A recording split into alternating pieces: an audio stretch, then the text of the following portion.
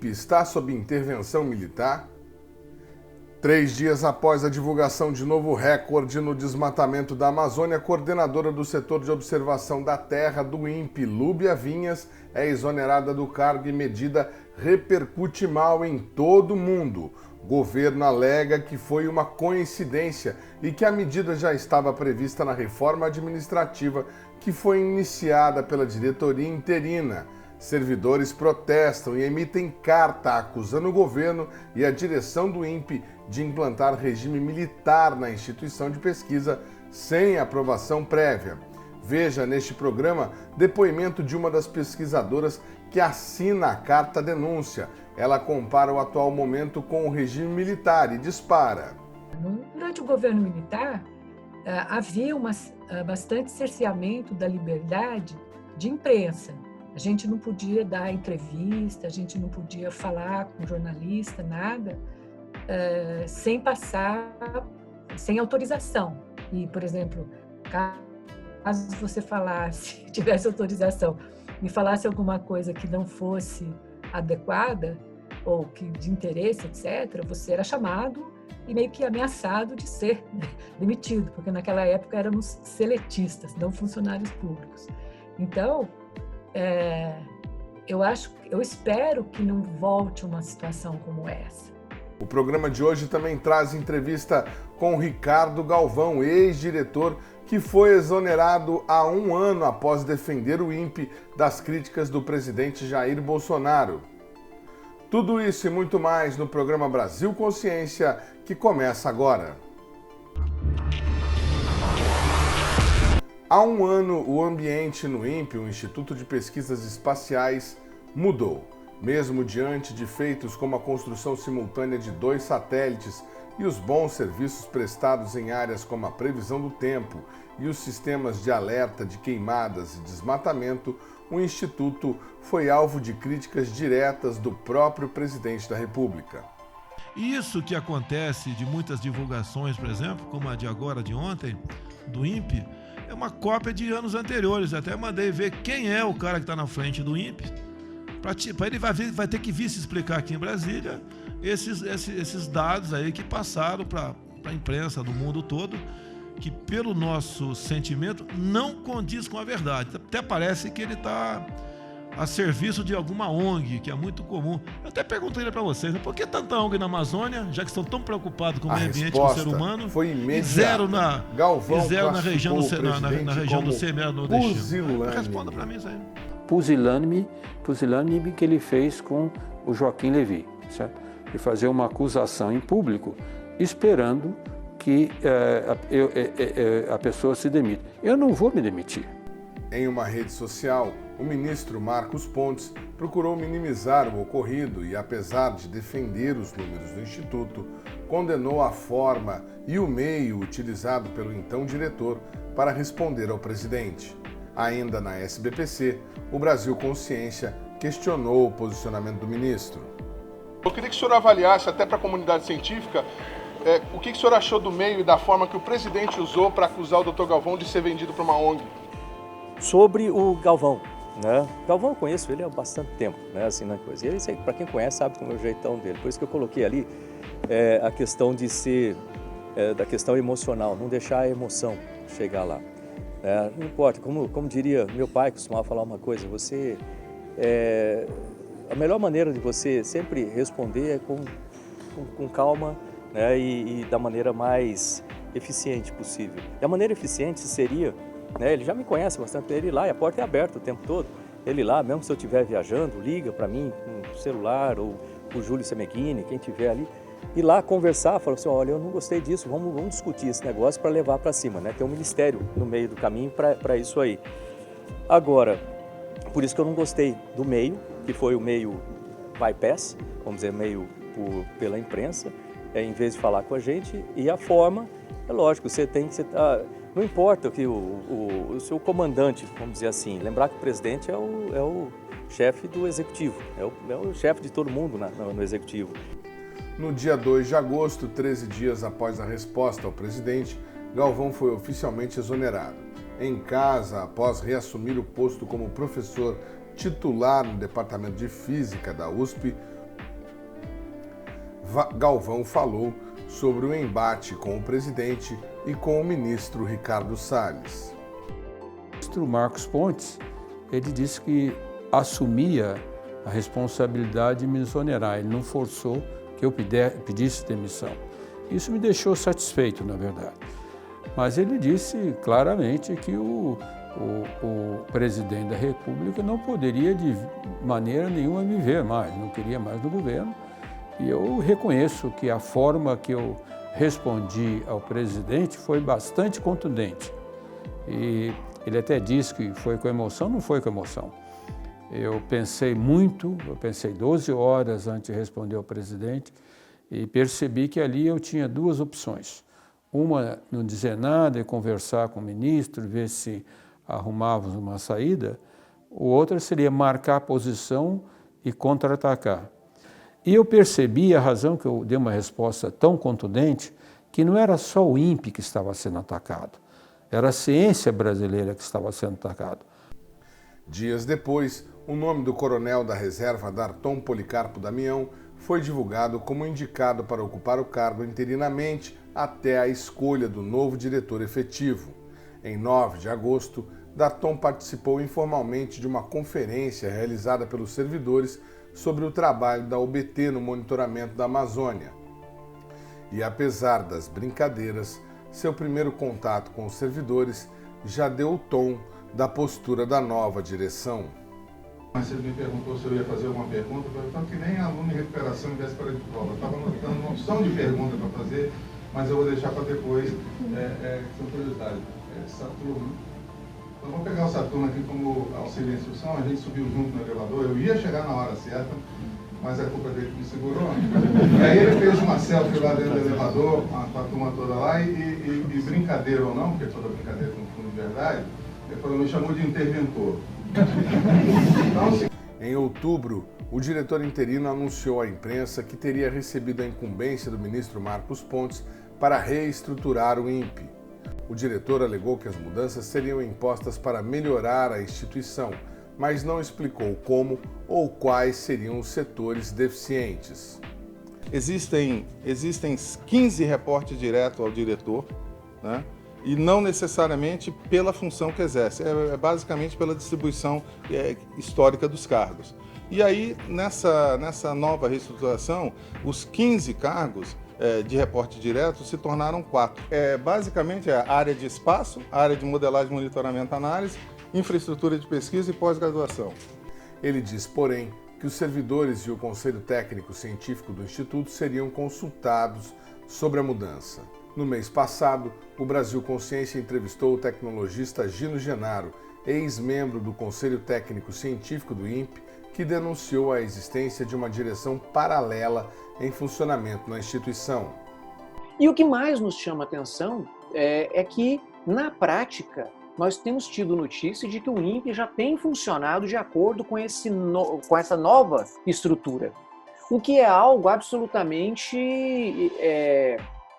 inesperado, né? Porque um dos aspectos básicos da administração pública, um dos pilares da administração, é que ela age em cima de um formalismo. Tudo que se faz na administração pública tem que ser de maneira formal, né? Você não pode ter uma instituição funcionando numa estrutura que não existe na prática, né? E o que nós temos notícia é que a direção do INPE já não se reúne mais com os atuais chefes e coordenadores gerais, e ele se reúne com aqueles que virão a ser os eventuais futuros coordenadores no novo formato da estrutura, quando e se essa nova estrutura passar a vigia. Na última terça, após a exoneração da coordenadora Lúbia Vinhas, o ministro Marcos Pontes e o diretor interino convocaram entrevista coletiva na qual anunciaram o plano de reformulação administrativa do INPE. Damião confirmou que a estrutura prevista já está sendo empregada na prática. O ministro Marcos Pontes chamou para si a responsabilidade quanto à exoneração de Lúbia Vinhas, mas negou qualquer relação com a divulgação do desmatamento recorde.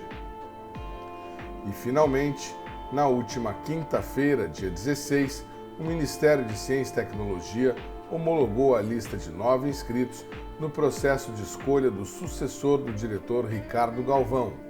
São 9 candidatos ao todo, incluindo o atual diretor interino. Veja a relação. Por ordem alfabética, o primeiro da lista é o professor Augusto José Pereira Filho, titular do Departamento de Ciências Atmosféricas da USP. Kleber de Souza Correia, também da USP. Clésio Marcos Ginardim, que já ocupa cargo de coordenador na atual estrutura do Instituto. O diretor interino Darton Policarpo Damião. Gilberto Câmara Neto, pesquisador aposentado do INPE, que foi diretor do setor de observação da Terra entre 2001 e 2005. Luiz Eduardo Antunes Vieira, que é pesquisador titular do INPE na área de ciências espaciais. Nilson Gabas Júnior, que dirigiu o Museu Paraense Emílio Gueldi em Belém por 2 mandatos consecutivos, entre 2009 e 2018.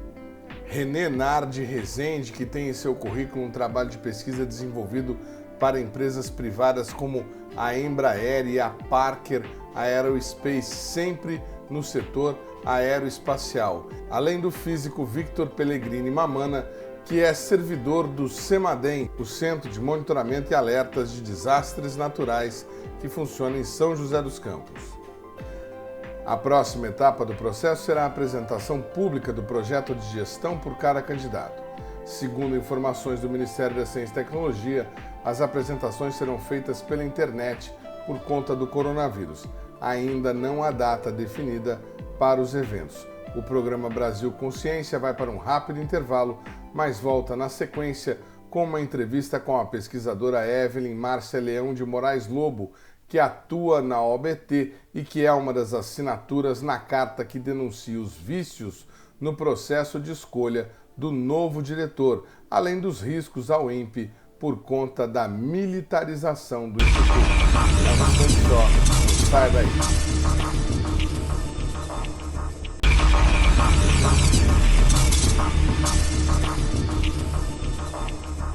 Você que acompanha o nosso programa sabe que nas últimas edições nós apresentamos para vocês a inquietação dos servidores com relação ao processo de sucessão, à escolha do novo diretor do INPE e também com relação às mudanças na estrutura administrativa que foi proposta pelo diretor interino, pela direção interina do INPE nesse momento, o INPE que é presidido por Darton Policarpo Damião desde agosto do ano passado, após a exoneração do Dr. Ricardo Galvão.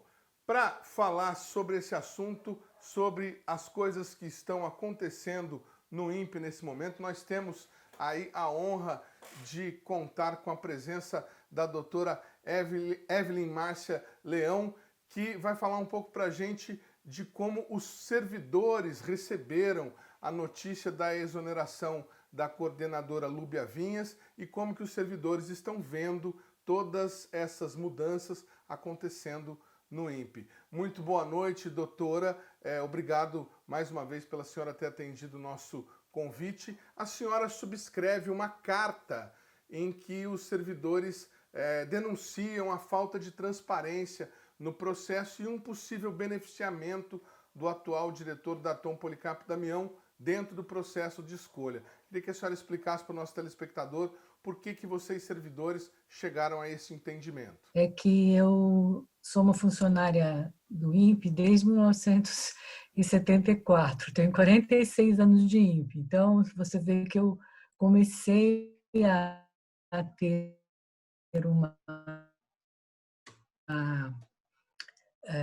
até o atual momento. Então, eu tenho um amplo espaço de observação de interferências, vamos dizer assim, internas na estrutura do segundo e terceiro escalão de governo, entendeu? Nunca havia sido, vamos dizer assim, proposta nenhuma mudança estrutural tão profunda como foi feita essa mudança, nem mesmo durante o período militar, né? Quando se trocava um diretor, as estruturas elas se modificavam, elas não foram sempre permanentes, elas foram se modificando ao longo do tempo, de acordo com a criação de novas áreas, com a diferença de orientação científica em relação ao que era mais estratégico no momento, mas ela tinha uma participação, mesmo durante o governo militar, relativamente mais transparente e ampla. Por exemplo, eu me lembro que em 1980, mais ou menos, houve uma mudança, uma tentativa de mudança de estrutura, e nós saímos, toda uma divisão inteira, todo um departamento inteiro, saímos e fomos na sala do diretor dizer que a gente não concordava. E ninguém, entendeu? Havia Dr. Mendonça, que foi o primeiro diretor do INPE, era um homem que ele saía todos os dias da sala dele de manhã e ia em todos os departamentos, passeando e conversando com os pesquisadores, perguntando, olha, e aí, como é que está a sua pesquisa? Como é que vai indo?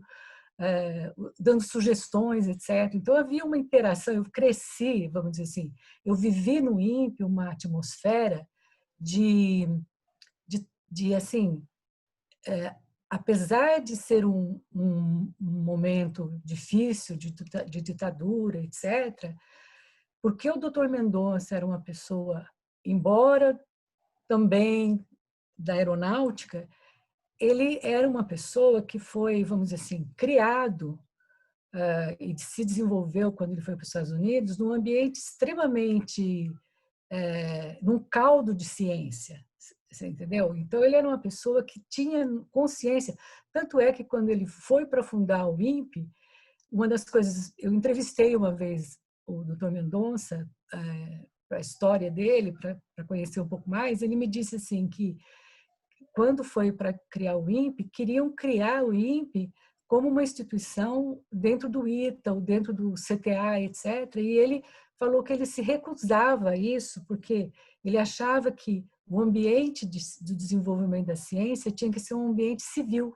Então, o INPE tinha que ser um órgão de natureza civil, para que houvesse um amplo fluxo de troca de informações científicas. Então, é mais ou menos por isso, porque me parece que nessa estrutura que está sendo proposta, e principalmente porque ela passou a ser exercitada sem a participação dos antigos coordenadores e líderes que ainda estavam na ativa, é uma estrutura que me parece muito hierarquizada e que eu posso estar errada, certo? Pode ser um julgamento equivocado da minha parte, mas que passa a tratar todos os outros funcionários como uma espécie de soldado raso, que não tem que dar pitaco, entendeu? Que o primeiro escalão é que sabe, né? E o conhecimento não é bem assim. Eu trabalho em equipes, eu tenho bolsistas de iniciação científica, estagiários, alunos de mestrado, alunos de doutorado, e eu aprendo muito com eles. Não é porque eles são, vamos dizer assim, menos qualificados em termos, ou têm menos história que eu, eles não têm nada a me ensinar, ou eu não tenho nada que aprender com eles, entendeu? Então, mais nesse sentido, é uma crítica, vamos dizer assim, à forma, vamos dizer assim, elitista e, de certa forma, autoritária de tratar os funcionários, como que dividindo os funcionários em casa grande e senzala, entendeu? E vamos contribuir, vamos considerar que, por exemplo, a gente, ou como pessoas que estão fora do baralho, porque já são idosos, porque tem que ser peças de reposição, entendeu?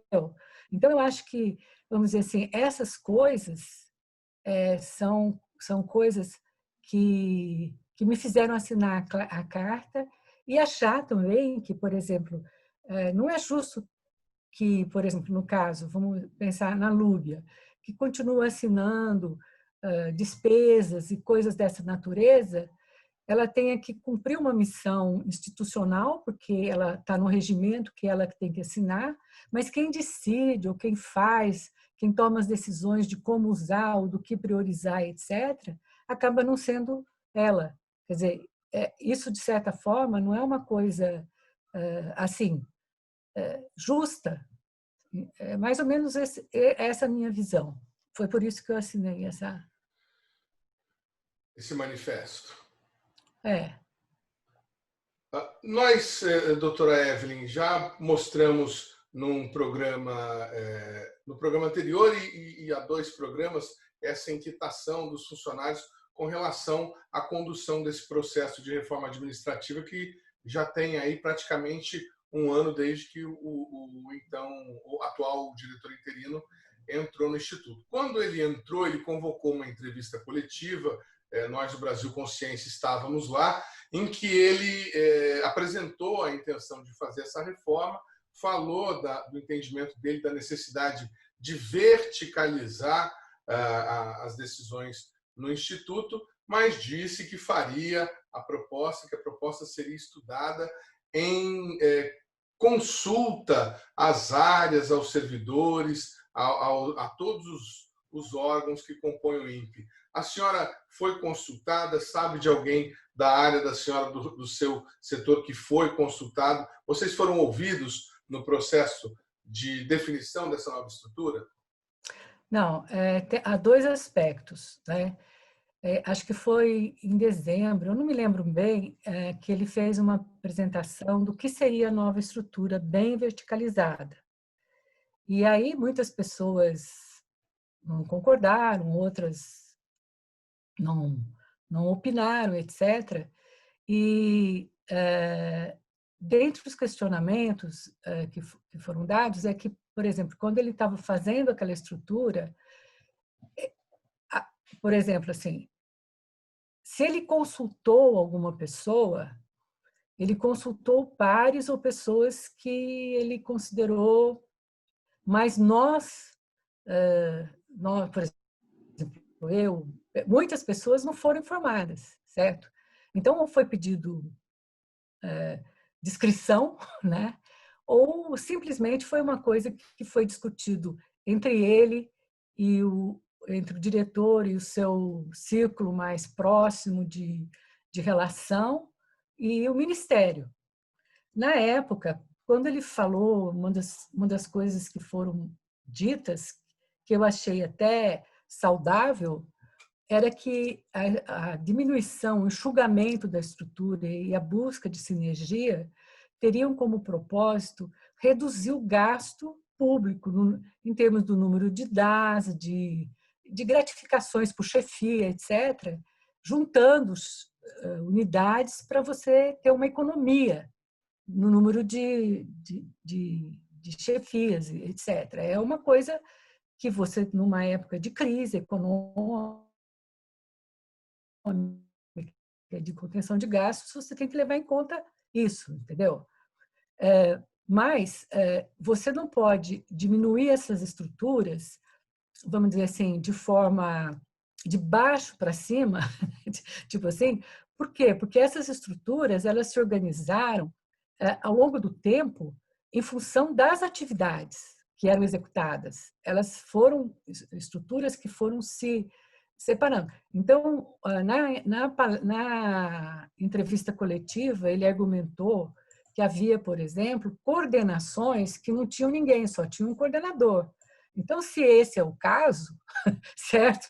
Se você tem um conjunto vazio, você remove o coordenador, substitui, extingue essa coordenação. Mas, às vezes, você tem coordenação que tem vários funcionários. Por exemplo, uma área que é problemática, por exemplo, é a minha divisão, que é a divisão de sensoriamento remoto, que é uma divisão que tem muitos dos funcionários que já estão extremamente idosos, que nem eu, e que poderiam se aposentar e, em qualquer momento, ficam muito cansados e com toda essa situação e acabam se aposentando.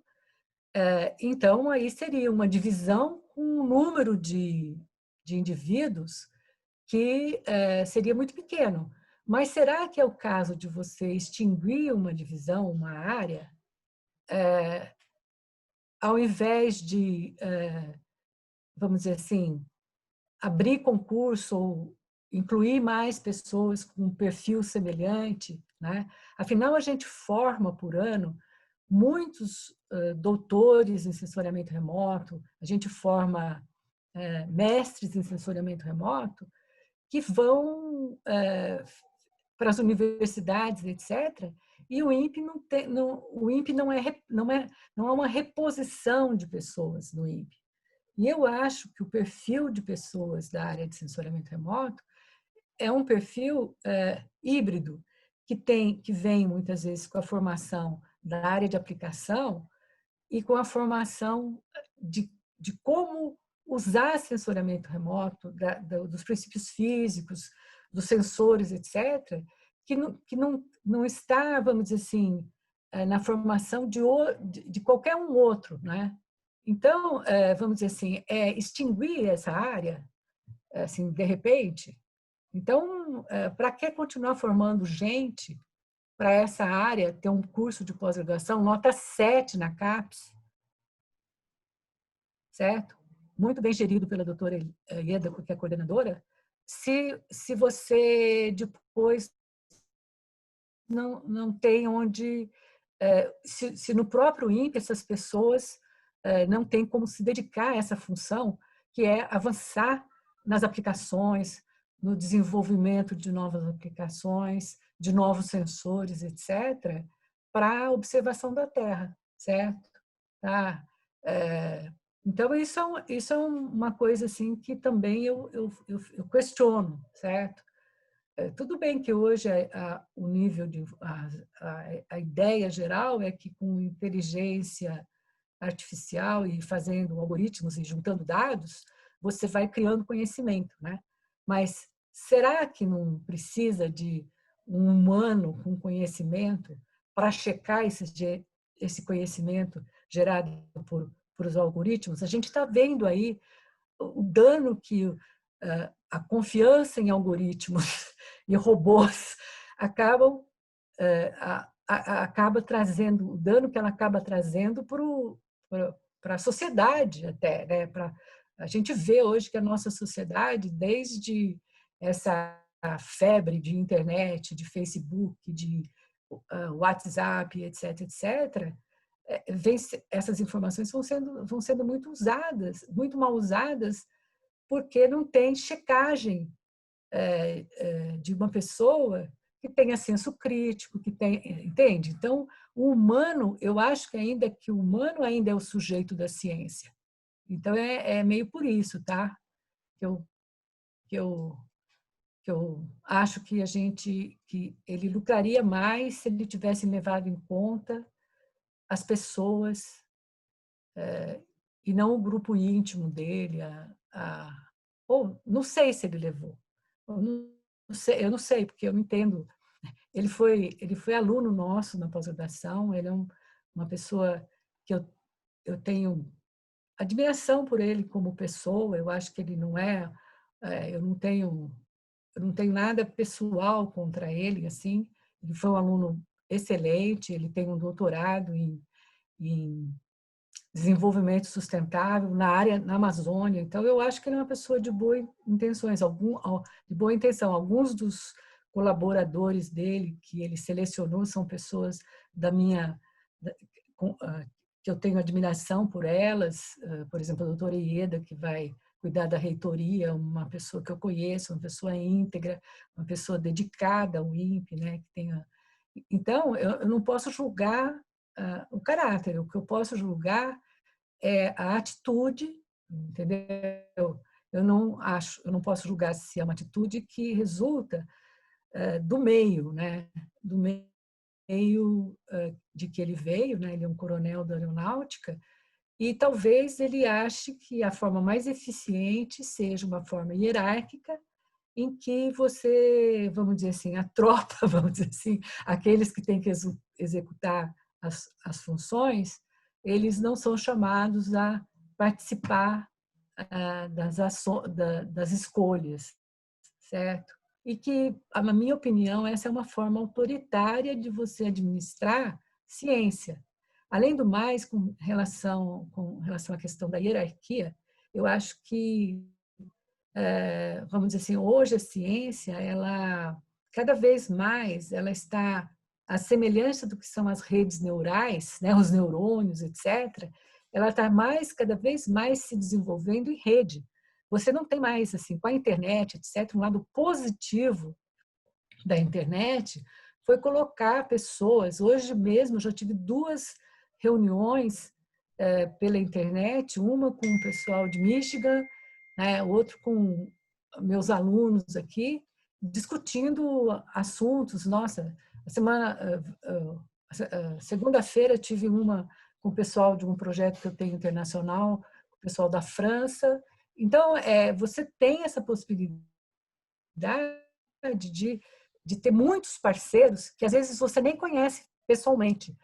Você é colocado em contato porque alguém conheceu você e a pessoa entra em contato com você e aí você começa a trabalhar junto e produzir. A produtividade científica aumenta muito numa forma dessa forma, entendeu? Dessa forma sem ser engessada, sem ser com essa hierarquia. Você não pode falar nada sem você pedir autorização para o chefe de um, chefe do outro, entendeu? Isso daí foi uma coisa que, na época no início, durante o governo militar, havia bastante cerceamento da liberdade de imprensa. A gente não podia dar entrevista, a gente não podia falar com jornalista, nada, sem sem autorização. E, por exemplo, caso você falasse, tivesse autorização e falasse alguma coisa que não fosse adequada ou que de interesse, etc., você era chamado e meio que ameaçado de ser demitido, porque naquela época éramos seletistas, não funcionários públicos. Então, eu espero que não volte uma situação como essa, porque naquela época, um pouco porque a ciência o Brasil ainda estava muito fora, sem integração, porque não tinha informática tão desenvolvida e comunicação. Mas um pouco também, se a gente for avaliar a quantidade de publicações nos 15 primeiros anos do INPE, havia muito pouca divulgação em revistas. Por quê? Porque vamos dizer assim, não havia um estímulo à publicação. A maior parte dos nossos relatórios eram publicados internamente, alguns eram considerados que não podiam ter divulgação externa e outros podia ter divulgação externa, mas eram relatórios, não eram artigos em revistas, artigos científicos. Sabe, acho que a partir de 85, 86, por aí, é que começou a haver maior difusão. Na universidade não era assim, porque a universidade era mais, apesar de estar do regime e tal, ela era mais aberta, né? Na área de ciência espacial, eles publicavam bastante. Por quê? Porque na área de ciência espacial, vamos dizer assim, ninguém está preocupado com o espaço, não é ideológico, mas em relação à observação da Terra, por exemplo, que você mexia com desflorestamento, que você mexia com impacto ambiental na água, essas coisas, ou quando o pessoal que trabalhava com a Mata Atlântica, que havia problemas de desflorestamento, etc. Então, sempre havia, assim, e aí os jornalistas ficavam assanhados para falar a respeito e tal, havia sempre um cerceamento de liberdade de você expor a sua opinião. Você expor uma opinião, ela não significa que você não gosta da pessoa, que você não acredita na pessoa, nem nada. Significa que você tem um ponto de vista e que você pode falar a respeito. Se você fez um trabalho, você pode falar a respeito do que você acha que são as consequências. Por exemplo, eu acredito que por exemplo, vamos dizer assim, esse desflorestamento que teve durante esse período. Ontem eu vi uma reportagem na Bandeirantes sobre o Evaristo Miranda, falando que não, que a maioria do desflorestamento, que ele fez um grande estudo inédito, em que a maioria do desflorestamento é feito por pequenos proprietários, era um foguinho de nada, são os pequenos agricultores, até mostrou lá um único pequeno agricultor fazendo um foguinho para fazer uma roça. Eu trabalhei na Amazônia de 1975, indo para a Amazônia até 2009, que foi a última vez que eu fui, porque eu tive um problema de saúde e tal. Meu médico falou assim, ou você para de ir ou você vai para outro endereço. Então, você conhecendo não é.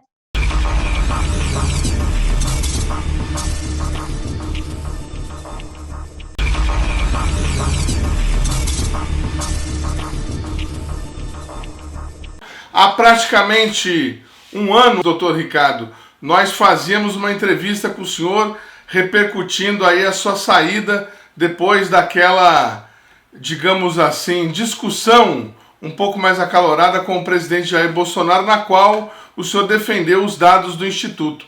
Um ano depois, parece que a história se repete, temos aí a exoneração de uma coordenadora da área justamente que faz o controle do desmatamento na OABT do INPE. Como é que o senhor recebeu a notícia da saída da doutora Lúbia? Bom, Edmond, obrigado pelo convite. Nós estamos fazendo quase um ano de aniversário daquele meu embate com o presidente Bolsonaro, né? Foi dia 19 de julho, e eu esperava que, depois de um ano, teria mais sossego, podia ficar simplesmente nas minhas atividades como professor na USP, né? Mas, infelizmente, nós temos essa sucessão de acontecimentos que nos preocupa bastante, né? A doutora Lúbia Vinhas, eu, sendo bem honesto, não acredito que ela tenha sido exonerada por conta da divulgação dos dados do INPE.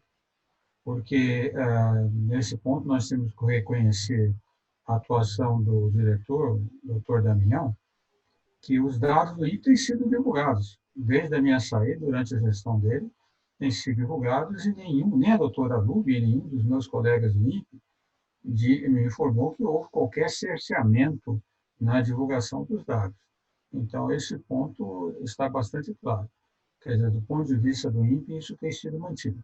O problema é o ponto de vista do governo, né? Na coletiva que nós vimos ontem, o doutor Damião e o ministro Pontes também justificaram a exoneração da doutora Lúbia por uma atitude, por uma consequência, desculpa, da reestruturação organizacional que eles estão fazendo no INPE. Mas isso me pareceu extremamente surpreendente.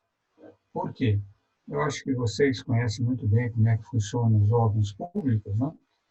Essa estrutura que está sendo proposta, além das críticas dos pessoas de dentro do INPE, está sendo feita de uma forma hierárquica militar, né, de cima para baixo, sem muita consulta, embora o diretor Damião tenha dito ao contrário, mas não é isso que eu escuto dos meus colegas do INPE, né? Mas, apesar dessa imposição hierárquica, vamos colocar assim, nós sabemos que nos órgãos públicos, nenhuma estrutura é vigente sem que tenha sido aprovada formalmente. Então, por exemplo, quando eu assumi a direção do INPE em 2016, peguei um novo regimento do INPE, dando a estrutura, que passou mais de um ano sendo discutido no governo. E de outras unidades de pesquisa do MCT. Então, o Dr. Dacton apresentou isso como sendo uma nova estrutura e já operando dentro dela. Isso que é a grande preocupação, né? Sob esse ponto de vista, a crítica da Carta dos Servidores está correta, porque como ele disse, ele próprio confirmou isso na coletiva de ontem, que ele trabalha com os novos coordenadores que iriam atuar na nova estrutura do INPE, né? Então, por exemplo, no caso da doutora Nubia, eu entendo que ela estava passando todas as informações da coordenação, não diretamente ao diretor, mas através do superior acima dela, que vem o superior que será superior caso a estrutura seja aprovada. Ora, isso, se não for legal, é extremamente irregular na gestão pública. Né? Imagine a prefeitura de São José dos Campos, que o prefeito decidisse fazer uma nova estrutura sem ser aprovada, toda na estrutura municipal, sem ser aprovada pela Câmara, e começar a superar em paralelo com o pessoal. Isso não pode ser feito. Isso, eu não sei como o doutor Damião resolveu implantar isso, ele justificou porque quando a estrutura foi implantada, então as pessoas já saberão como atuar, mas, desculpe, mas é uma justificativa que não é crível. Por quê? Porque ele podia simplesmente, já que as pessoas vão subir, em todas as reuniões trazê-los para discutir em paralelo, né? E continuar operando dentro da estrutura regimental que está aprovada e aprovada no Diário Oficial da União. Então, o INPE tem agora uma estrutura vigente que é aprovada no Diário Oficial da União, e o que acontece no serviço público é que quando um gestor, um chefe, um diretor, um chefe de departamento, um coordenador é exonerado, ele é exonerado dentro de uma nova estrutura que está operando, e geralmente ele é exonerado e logo a seguir não substitui. Né? Então, isso não foi feito. Ele, inclusive, não pode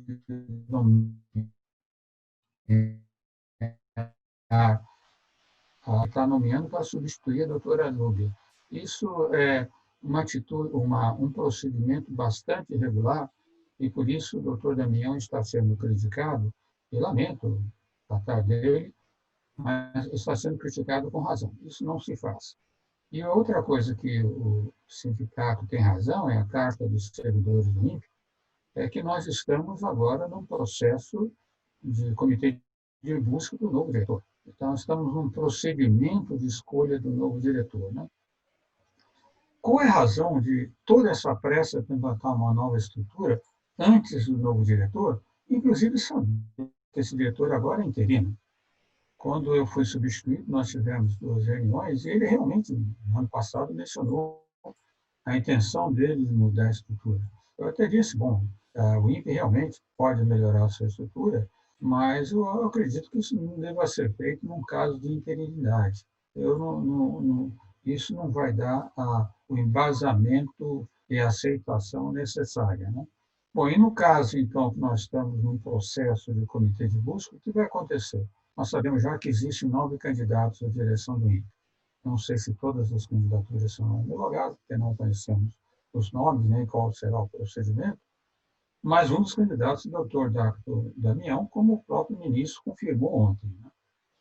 Ora, se ele muda a estrutura, faz uma estrutura totalmente que ele programou e se candidata, então, naturalmente, ele está com uma vantagem muito grande, ele está preparando o seu próprio pódio. Isso é muito ruim. Isso passa uma impressão muito ruim para a sociedade, isso passa uma impressão muito ruim para o meio acadêmico. Eu espero que o ministro de Ciência e Tecnologia pense um pouco mais e não aprove essa nova estrutura antes que tenha a escolha do novo diretor. Pode ser até o doutor Damião, isso está dentro do jogo, mas não deveria ser feito nesse momento. Isso vai, se ele o fizer, ele vai ser muito criticado e com razão. Dá para acreditar num processo de sucessão num comitê de busca? Vamos aqui citar que o comitê de busca é presidido pelo ex-presidente, o ex-diretor do CNPq, do qual não se tem nenhuma crítica, a comunidade acadêmica até o respeita bastante. Mas dá para acreditar na lisura do processo final, na escolha do ministro, sabendo-se que o atual diretor interino é candidato e que ele mesmo prepara os caminhos do INPE com a aprovação do Ministério para o futuro? Bom, Edmond, vamos dividir a tua questão em 2 partes. Certo? A primeira parte é a questão do comitê de busca.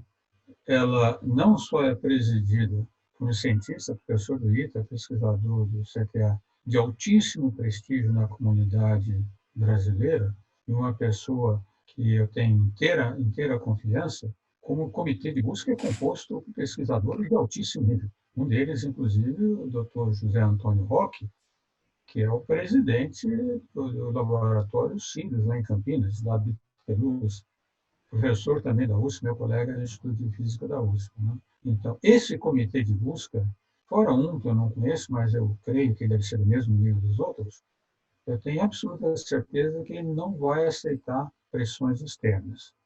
Não são pessoas que aceitam pressão, como, aliás, o presidente, que foi presidente do CNPq, já o demonstrou. Então, eu acredito que eles venham a escolher uma lista tríplice que represente realmente as melhores candidaturas para o dia. Isso eu tenho confiança neles. Né? Mas é muito difícil, numa lista tríplice desta, não entrar o diretor que já está no cargo.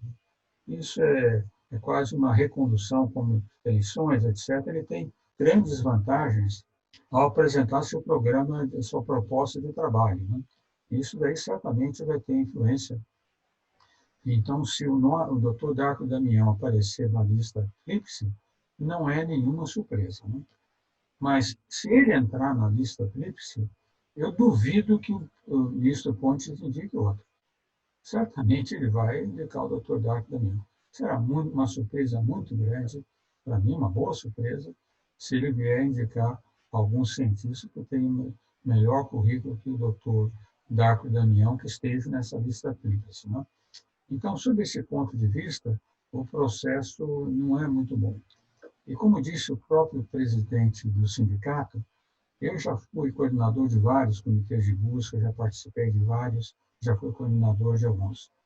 Eu não gosto dessa formação de comitê de busca em que não haja um representante dos servidores internos da instituição. Isso é muito ruim, porque é importante que o comitê de busca tenha uma informação de alguém de fora, de dentro. E essa informação, a instituição teria que ter escolhido, ou o ministro teria que ter escolhido, alguém o mais invento possível dentro da instituição. Eu fui presidente do comitê de busca em Minas Gerais e nós insistimos muito na consulta e fizemos a consulta à comunidade. Eu não sei se esse comitê de busca o fará, mas não tendo representação dos servidores do comitê de busca, eu aconselho o professor João Azevedo de sim fazer uma consulta à comunidade também. Certo? Eu sei que o ministro não vai gostar disso, os militares não gostam disso, né? Mas é muito importante que o diretor que vem assumir se sinta respaldado pela comunidade. Eu mesmo, na minha escolha, não aconteceu isso e tive alguns problemas no começo. Mas é útil para a saúde da instituição que haja pelo menos uma consulta à comunidade interna. E essa confusão toda, essa pressão internacional e até essa grande repercussão com a exoneração da doutora Lúbia Vinhas acontece justamente por conta dos dados divulgados que apontam um recorde, né, o crescimento de 25% no semestre em relação ao desmatamento do mesmo período do ano passado, em 2019. E repercutindo esses números, né, o senhor deu uma entrevista para a Globo News, no qual o senhor desafiou o vice-presidente Mourão a apresentar esse plano de desenvolvimento sustentável para a Amazônia que o governo alega ter. Por que o senhor acredita que eles não tenham esse plano em mãos como eles defendem? Bom, a primeira pergunta é óbvia, a primeira resposta é óbvia, porque senão eles já o teriam apresentado. Mas nós sabemos, eu tenho certeza que não tem, porque inclusive eu conversei pessoalmente com o ministro Ricardo Salles após o debate, o único debate que eu tive com ele na Globo News em agosto do ano passado. Ele deixou claro que não tem nada disso. Por que ele não tem? Note que o ministro Ricardo Salles só começou a falar sobre desenvolvimento sustentável para o Amazonas depois que ele ouviu uma entrevista do Dr. Carlos Nobre também na Globo. Ele não falava nisso. Se vocês se lembram, o Vamos voltar à campanha, né? O que dizia o presidente Bolsonaro? A primeira coisa que ele disse é que na gestão dele não seria mais dado nenhum centímetro quadrado para a reserva indígena na Amazônia, que a questão de proteção ambiental, né, era a questão de veganos, que é um assunto que é contrário ao desenvolvimento econômico. Então, existe um grupo em torno do presidente Bolsonaro, representante, o seu paladino é o Ricardo Salles, que entende que o desenvolvimento econômico é oposto à preservação da floresta.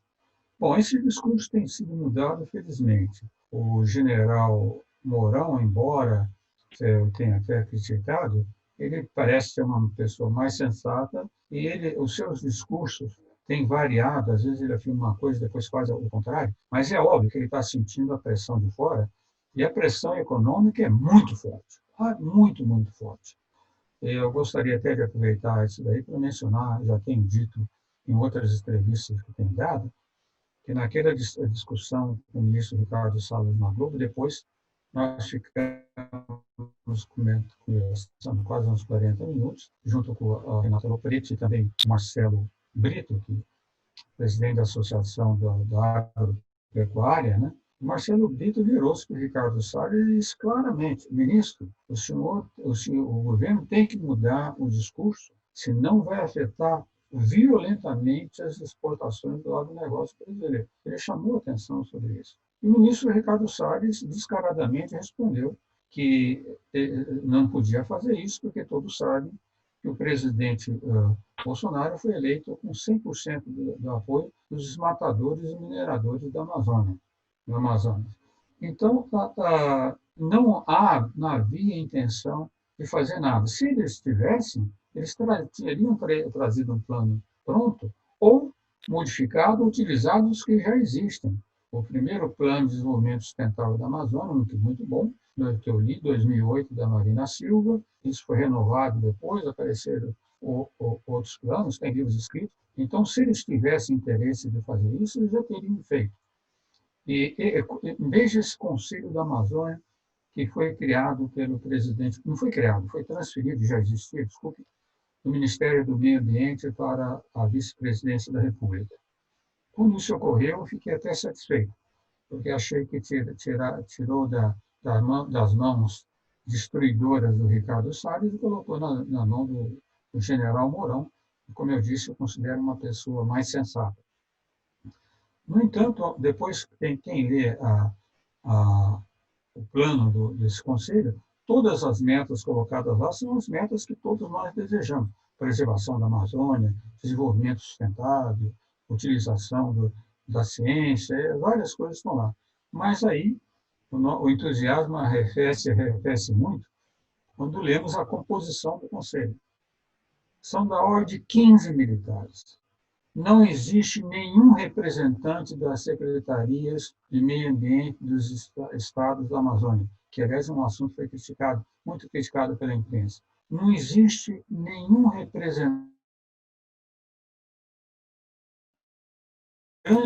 um grande grupo de cientistas de altíssimo nível no país que se debruçam sobre esse problema. Temos o Carlos Nobre, que nós conhecemos, o professor Paulo Artacho, um grande número de pessoas.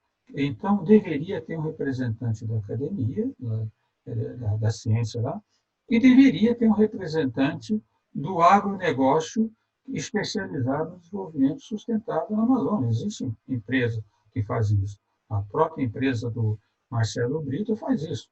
Ela explora óleo de palma, plantando palmeiras só em terra já degradada da Amazônia, ou pastagem, não corta árvores. Ora, então, o que se vê é que a mentalidade desse Conselho da Amazônia, infelizmente, é uma mentalidade mais voltada à questão de segurança militar. Todos os discursos que o general Mourão fala, se vê logo uma conotação, uma tintura militar sobre o que ele está falando. Isso me preocupa muito, por isso eu fiz questão de desafiar que ele, então, se está falando realmente, e eu acabei de dar uma entrevista para a CNN e outra para uma empresa alemã, o que os investidores estrangeiros querem ver são resultados. Se eles acham que vão continuar enganando com palavras, isso não vai acontecer. Vai ser muito perigoso para o país se eles continuarem com esse discurso. Então, eles têm os meios de elaborar um plano, pelo menos, não detalhado, é claro, mas com o que já existe escrito, com o que já existe proposto. Tem vários livros, certo? Escritos sobre isso. Não é difícil mostrar. E a primeira medida que o governo teria que fazer imediatamente para ganhar credibilidade junto aos investidores estrangeiros é demitir o ministro Ricardo Salles e o ministro Ernesto Araújo. Esses são os dois grandes estorvos que nós temos para a implantação de uma política ambiental que seja construtiva, proativa para o país. Doutor Ricardo, o senhor falou agora que nos bastidores daquele debate que teve tanta repercussão com o ministro Ricardo Salles, que ele confessou, vou usar as palavras do senhor, descaradamente, que por conta do apoio aí dos grandes desmatadores, não podia tomar medidas de preservação ambiental. Então, para o senhor não foi surpresa nenhuma aquele discurso divulgado à imprensa por meio daquele vídeo da reunião ministerial, na qual o ministro Salles disse que deveriam aproveitar a pandemia para passar a boiada em relação às mudanças, flexibilizações na legislação ambiental. Não causou nenhum assombro ao senhor a posição dele? Olha, não foi surpresa, mas toda vez que nós vemos algo como esse, dito por um representante direto do governo, né, é de uma tristeza enorme. Né? Eu não pude deixar de sentir uma tristeza enorme como brasileiro ao ouvir aquele discurso chulo dele, aquela argumentação chula dele, bom, e de outros também, né? Mas essa questão do meio ambiente, e fiquei mais surpreso ainda, lembra-se que estava presente na reunião o general Mourão e o presidente Bolsonaro. Então, se eles pensam diferentemente, ele tem que dizer imediatamente, não é assim. Eles estão numa reunião, em princípio a reunião não estava aberta ao público na ocasião, então o que se esperava, se eles pensam diferentemente, não, Ricardo, não é assim. Se nós vamos mudar a legislação, vamos fazer dentro dos procedimentos legais corretos. Nós não podemos esquecer que o presidente Bolsonaro, já no final do ano passado, ele e a ministra da Agricultura, que tantos elogiam, mas que tem feito algumas coisas erradas, o ministro Ricardo Salles, publicaram um decreto, revisaram até o que tinha antes, aquele decreto que proibia a plantação de cana na Amazônia e no Pantanal, revogaram o decreto. Sabe? Eles estão fazendo... eu acho que nesse ponto o pessoal não entende bem, é uma das coisas que o presidente Bolsonaro procura copiar o presidente Trump. Até hoje, o presidente Trump revogou cerca de 100 instrumentos de controle ambiental nos Estados Unidos. Na hora de 100. Isso está sendo muito criticado nos Estados Unidos. E eu acho que o presidente Bolsonaro vê essas coisas e continua querendo fazer isso. É claro que a legislação brasileira sobre a questão ambiental é muito complexa. E ela realmente tem que ser revista, eu não discordo disso. Porque, por exemplo, se um produtor de madeira na Amazônia quer fazer algo legal e legalizar a produção, fazer tudo legal, o arcabouço legal para fazer isso é terrível. Eu estive na Amazônia, conversei com alguns, é realmente muito difícil. Então, por exemplo, por isso que em Manaus o preço da madeira ilegal é da ordem de 7 vezes menor do que o preço da madeira legal. Então, isso tem que ser feito. Esse arcabouço legal tem que ser revisto, tudo tem que ser feito. Mas dentro da legislação. Não aproveitando essa questão da atenção da imprensa do coronavírus para fazer passar tudo por baixo da cerca.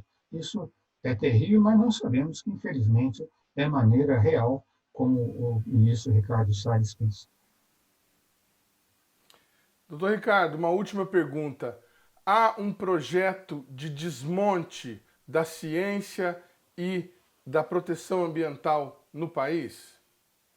Olha, é um projeto de desmonte da ciência pensado logicamente como tal, eu não acredito que exista, né? O que existe é um descuido e como se diz, uma negação da ciência enorme, né? De não levar em nada que a ciência possa contribuir é levada em consideração pelo governo, por esse governo, na formulação de políticas públicas. Bom, se vê, inclusive, nessa reunião que mencionaste com os investidores estrangeiros, estava o General Meirão, a ministra Tereza Cristina, da Agricultura, o Ricardo Salles, não estava o ministro de Ciência e Tecnologia. Não havia representação do ministro de Ciência e Tecnologia. Então, esse governo, e aí parte das discussões que eu tive com o Ricardo Salles e outros membros do governo, é terrível porque eles realmente acreditam numa teoria conspiratória que a ciência brasileira está aparelhada pela esquerda. Eles usam esse argumento o tempo todo, além de ter uma mentalidade terraplanista terrível, né? Como que nós podemos aceitar que um presidente da República, ao tentar formular políticas públicas, tenha que ouvir um senhor chamado Olavo de Carvalho? Isso é terrível. Isso é um absurdo que nós, que temos um pouco de consciência da civilidade republicana, não podemos aceitar.